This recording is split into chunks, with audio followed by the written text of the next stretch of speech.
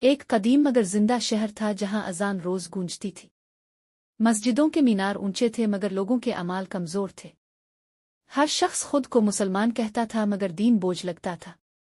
نماز پڑھی جاتی تھی مگر جلدی میں اور بے دلی سے۔ قرآن گھروں میں موجود تھا مگر دلوں سے دور تھا۔ اسی شہر میں ایک گلی تھی جو عام سی لگتی تھی۔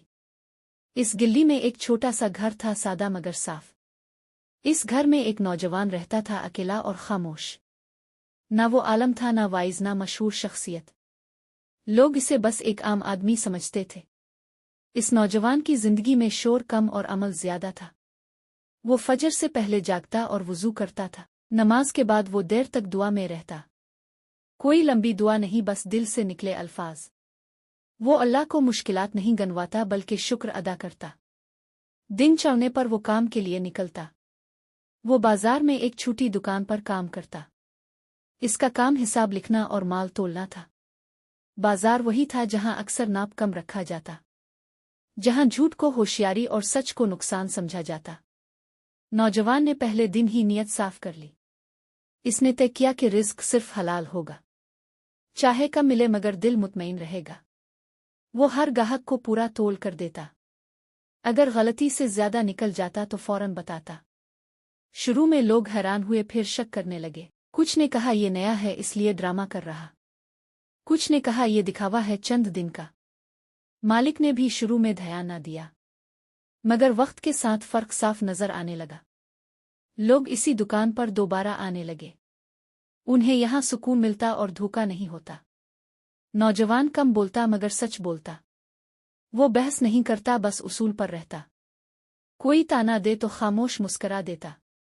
ایک دن بازار میں جھگڑا ہو گیا۔ دو دکاندار ناپ تول پر لڑ پڑے۔ معاملہ بڑا اور لوگ جمع ہو گئے۔ فیصلہ کرنے والا کوئی نہ تھا۔ تب کسی نے کہا اس نوجوان سے پوچھو۔ سب اس کی طرف دیکھنے لگے۔ وہ گھبرا گیا مگر سچ نہ چھوڑا۔ اس نے جو دیکھا وہی بیان کیا، نہ کسی کا ساتھ دیا نہ ڈرا۔ فیصلہ سچ پر ہوا اور جھگڑا ختم۔ اس دن کے بعد شہر میں بات پھیل گئی۔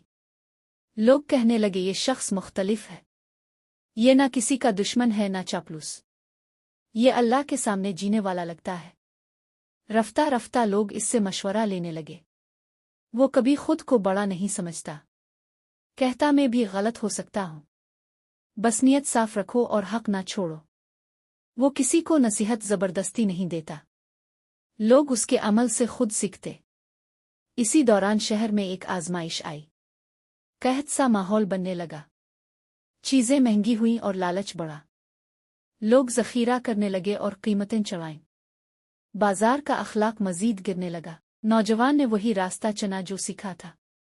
اس نے قیمت نہیں بڑھائی، کہا رزق دینے والا اللہ ہے۔ نقصان ہوا مگر دل مطمئن رہا۔ کچھ نے مذاق اڑایا، کچھ نے سراہا، مگر وقت نے ثابت کیا کہ سچ مضبوط ہوتا ہے۔